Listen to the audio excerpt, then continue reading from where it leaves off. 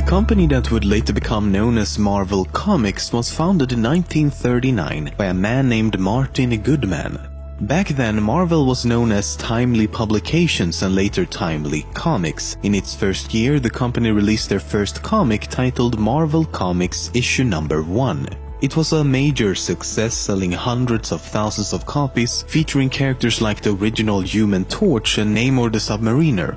These two characters, along with Captain America making his debut in 1941, would remain as Marvel's most popular heroes throughout its early history. Early on, Goodman hired a young man named Stan Lee Lieber, who would go on to create many of the most popular Marvel characters we know today. Of course, you most likely know him by his pseudonym Stan Lee. The 1960s saw the introduction of many teams and individual superheroes, anti-heroes and villains that would come to define what the company is today. Some examples are the Fantastic Four, the Avengers, the Hulk, Spider-Man, Ultron, Thor, Guardians of the Galaxy, Iron Man, X-Men, Doctor Doom and Galactus, among so many others. In the coming decades, Marvel had its ups and downs and struggled to survive, due in part to a very unstable market, while also competing with its longtime rival, DC Comics. At the turn of the century, Marvel had some success with their live-action movie adaptations. Titles like Blade, X-Men, Spider-Man and Hulk would serve as the early instigators of the immensely popular and thriving superhero movie market we have today. In 2009, Marvel Entertainment, the parent company of Marvel Comics, was acquired by the Walt Disney Company, and with their initiative to launch the Marvel Cinematic Universe, superheroes are more popular than ever before. It was very close that Marvel never even came into existence. You see, in 1937, Martin Goodman was on his honeymoon in Europe with his wife. When it was time to return to the US, Goodman wanted to ride the exciting and marvelous Hindenburg airship. However, as he was late to buy tickets, he was unable to secure 2 seats next to each other, so the couple took a plane back instead. If 2 seats had been available, it's likely they would have perished in the inferno of the now famous Hindenburg disaster. In 1979, comic book artist Dave Cockrum decided to quit his job at Marvel. In the process, he also left a resignation letter explaining why he wanted to leave the company. Now, at roughly the same time, the comic Iron Man issue number 127 was released. In it, Tony Stark's butler Edwin Jarvis also decides to quit his job. Jarvis leaves a resignation letter as well, but it doesn't make much sense. As it turns out, someone at Marvel decided to use the resignation letter left by Cockrum in the comic, the only difference being that he replaced the word Marvel with Avengers. 3 issues later, the confusing letter was explained as a mistake, but some think it was more of a deliberate prank. No one's really sure how the letter ended up in the comic. Wolverine is arguably one of the most popular members of the X-Men, if not one of Marvel's most popular characters overall. During his inception, they wanted to name him either the Wolverine or the Badger. Luckily, they chose the former. I mean, look at this thing. It's just a cute little badger.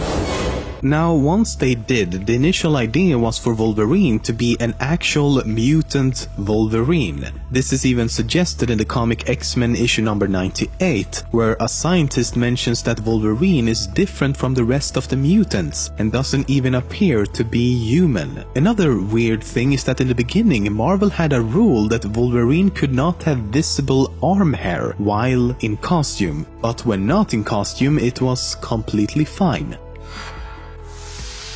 Superman kind of exists in the Marvel universe. Well, at least his alternate personality Clark Kent does. In several comics published by Marvel over the years, he has been seen as a background character, even having a few lines here and there. However, this isn't exactly canon, and it isn't exactly Superman. Clark Kent in this case is just a normal news reporter and is only included as a joke and a sort of cameo. It was never intended to be taken seriously. Something I have always wondered about is, after an epic battle taking place in some fictional metropolis somewhere, who's responsible for cleaning up the mess these battles often leave behind? Turns out that Marvel has actually tried to answer that question with an organization appropriately called Damage Control. Damage Control is a large corporation that uses advanced engineering technology to repair anything from an entire city to the Avengers Mansion in a very short amount of time. For example, they were responsible for rebuilding New York after the event known as World War Hulk. I mean, it's a major suspension of disbelief, but hey, at least it's better than just because magic.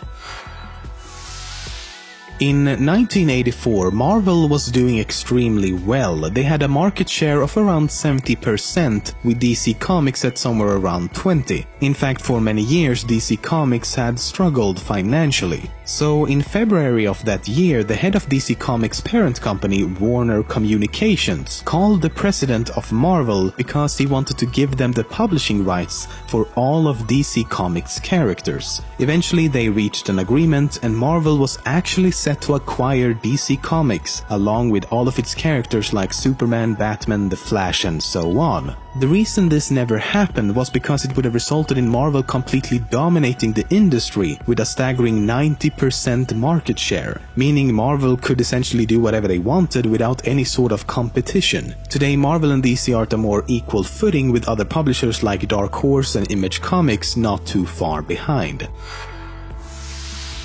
Michael Jackson was a big fan of comics and had a whole collection of hard-to-find comic book collectibles. One of his favorite characters was Spider-Man. In the 1990s, Marvel was looking into making a live-action Spider-Man movie, and when Michael Jackson heard of this, he wanted to be cast as the lead character, Peter Parker himself. He wanted to do this so badly that he attempted to actually buy Marvel Comics just so he could make and star in this movie. I think we're all pretty happy that this never happened.